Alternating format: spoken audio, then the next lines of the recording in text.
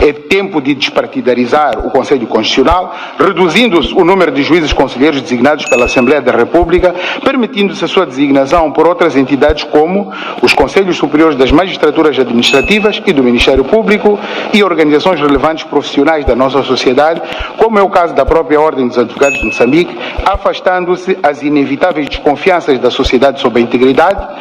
Notícias da última hora. Ordem dos Advogados de Moçambique quer um Conselho Constitucional a se despartidarizar. Por que não está a realizar o trabalho conforme a lei manda? Acompanhe este vídeo até no final, mas não esqueça de deixar seu like, inscrever no canal, ativar sino de notificações. Franca, aberta e urgente sobre a revisão constitucional, desde logo quanto ao modo de designação dos juízes pela Assembleia da República, segundo o critério de representação proporcional. É tempo de despartidarizar o Conselho Constitucional, reduzindo-se o número de juízes conselheiros designados pela Assembleia da República, permitindo-se a sua designação por outras entidades como os Conselhos Superiores das Magistraturas Administrativas e do Ministério Público e organizações relevantes profissionais da nossa sociedade, como é o caso da própria Ordem dos Advogados de Moçambique, afastando-se as inevitáveis desconfianças da sociedade sobre a integridade e imparcialidade deste pilar essencial do Estado de Direito Democrático, que é a Justiça Constitucional, com reflexos no seu prestígio e imagem.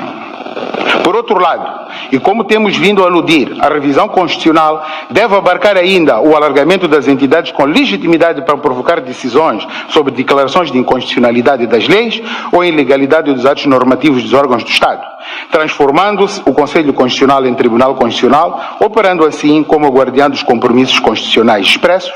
implícitos, manifestos ou latentes, que garantam o devido respeito pelo valor da democracia, do primado da lei, dos direitos e liberdades fundamentais dos cidadãos, traduzindo-se, na prática, numa jurisdição acessível à generalidade dos cidadãos. A defesa da Constituição é um dever de cidadania e não um privilégio. No mesmo sentido, deve ser debatida a revisão constitucional sobre a pertinência de outros poderes de soberania, designadamente membros dos Conselhos Superiores das Magistraturas, como são os casos do Sr. Presidente da República, que indica 2, e a Assembleia da República, que indica 5, quando cabe a estes órgãos de autogoverno das magistraturas, entre outros, a gestão, avaliação e disciplina dos magistrados, sendo estes que corporizam o Poder Judicial.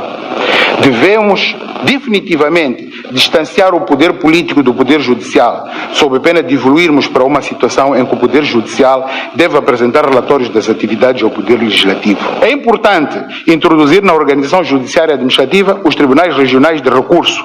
intermédios, como são os tribunais superiores de recurso, garantindo não apenas maior celeridade, mas sobretudo evitando que o atual tribunal administrativo se transforme num cemitério de processos, uma vez que, para além dos processos da jurisdição exclusiva, ainda lhes compete apreciar dos recursos dos tribunais administrativos de província e da cidade de Maputo, tudo sem perder de vista o número reduzido de juízes que compõem cada uma das secções do tribunal administrativo.